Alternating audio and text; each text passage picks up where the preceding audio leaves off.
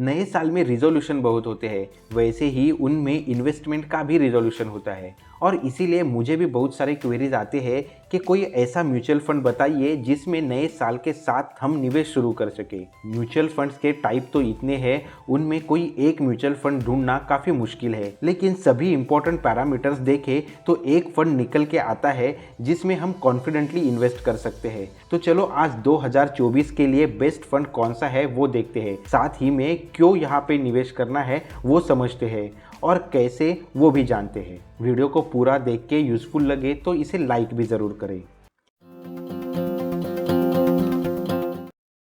ये जो फंड है वो फ्लेक्सी कैप कैटेगरी का फंड है। म्यूचुअल फंड्स की जो मेन कैटेगरीज है वो लार्ज कैप, मिड कैप या स्मॉल कैप इस तरीके से है।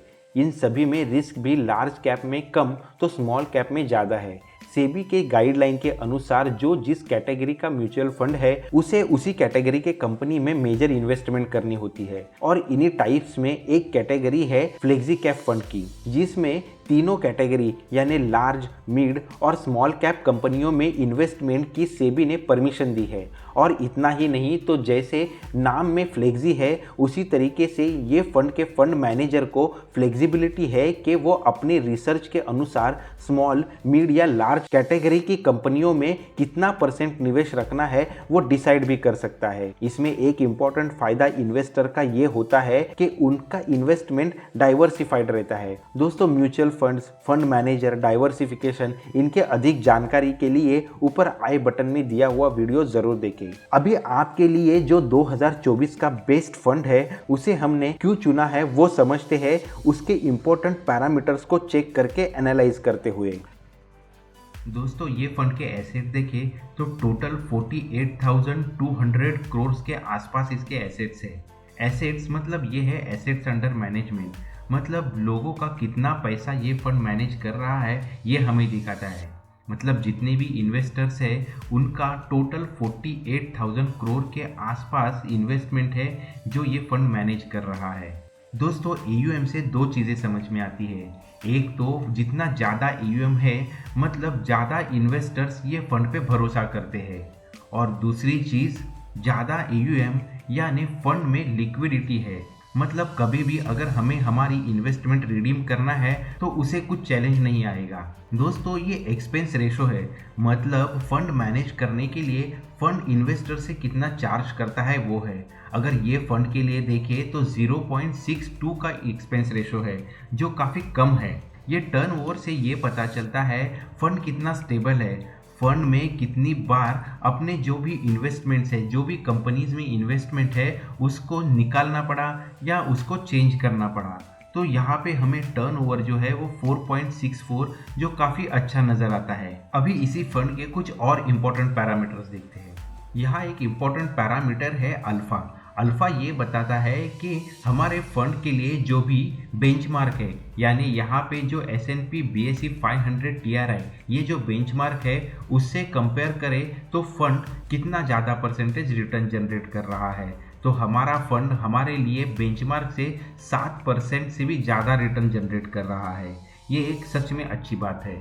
नेक्स्ट इंपॉर्टेंट पैरामीटर है बीटा। बीटा हमें ये दर्शाता है कि हमारे फंड के लिए जो भी बेंचमार्क है इसके रिस्पेक्ट में हमारा फंड कितना वोलाटाइल है, जो न्यूट्रल केस में 1 माना जाता है। अगर बीटा 0.65 है इसका मतलब हमारा फंड इंडेक्स के फ्लक्चुएशन के लिए कम सेंसिटिव है, तो वो डेफिनेटली एक अच्छा इंडिकेशन है। और एक इम्पोर्टेंट पैरामीटर आ जाता है शार्प रेशो।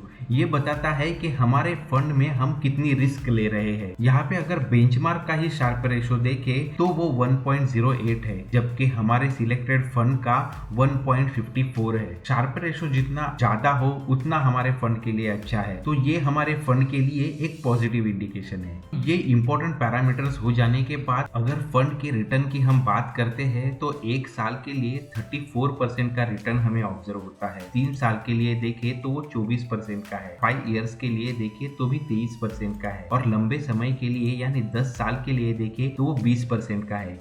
ये रिटर्न भी अपने आप में इस फंड का परफॉर्मेंस बताता है कि वो कितना अच्छा परफॉर्म कर रहा है। हमारा जो सिलेक्टेड फंड है वो उसके बेंचमार्क से अच्छा ही परफॉर्म कर रहा है, वो इसके ग्राफ से दिख रहा है। 10 साल के लिए देखें तो भी वो बेंचमार्क से अच्छा ही रिटर्न देता है, ऐसा दिखता है। तो ये फंड है Parag Parikh flexi cap direct growth. अगर 5 साल के लिए फंड का परफॉर्मेंस देखें तो हमें नजर आएगा कि फंड उसके बेंचमार्क को तो बीट कर ही रहा है, लेकिन वो भी एक सिग्निफिकेंट डिफरेंस है। लेकिन क्या प्रैक्टिकल में सेम परफॉर्मेंस इन्वेस्टर्स को भी देखने मिलता है? एक केस स्टडी से हम वो समझते हैं। दोस्तों, अभी स्क्रीन पे जो हम देख रहे हैं वो किसी इन्वेस्टर का रियल इन्वेस्टमेंट दिख रहा है। यहाँ पे हम देख सकते हैं टोटल इन्वेस्टेड अमाउंट है वो 3,27,000 है, जबकि उसकी आज की वैल्यू 6,62,000 है।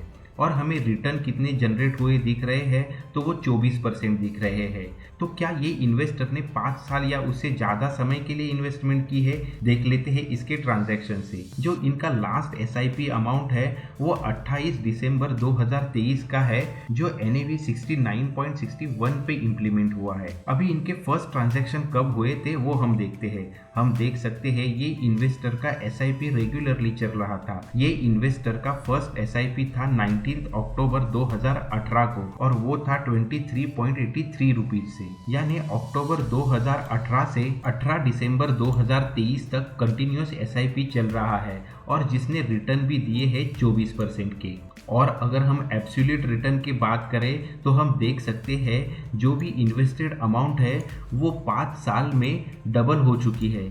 यानी 100% का एब्सोल्यूट रिटर्न यहाँ पे अचीव होता हुआ दिख रहा है। ये फंड हाउस की और एक खास बात है, वो ऐसी कि प्रमोटर्स हो या एम्प्लॉयज हो, उनकी खुद की भी इन्वेस्टमेंट ये फंड में है, और जब भी उनका खुद का पैसा ये फंड में लगा हुआ है तो उन्हें ये फंड के लिए अच्छा परफॉर्मेंस देना ही देना है। और एक खास बात, ये फंड का एक्सपोजर फॉरेन कंपनीज में भी है, जैसे माइक्रोसॉफ्ट हुआ, गूगल हुआ, अमेजॉन हुआ, फेसबुक हुआ, और इसके वजह से इंटरनेशनल मार्केट का भी यहाँ पे एक पॉजिटिव इम्पैक्ट हमें देखने मिलता है। अभी इस फंड में हमें निवेश करना है तो वो कैसे करें वो देखते हैं। एक तो आप ज़ीरोधा के कॉइन प्लेटफॉर्म से निवेश कर सकते हो।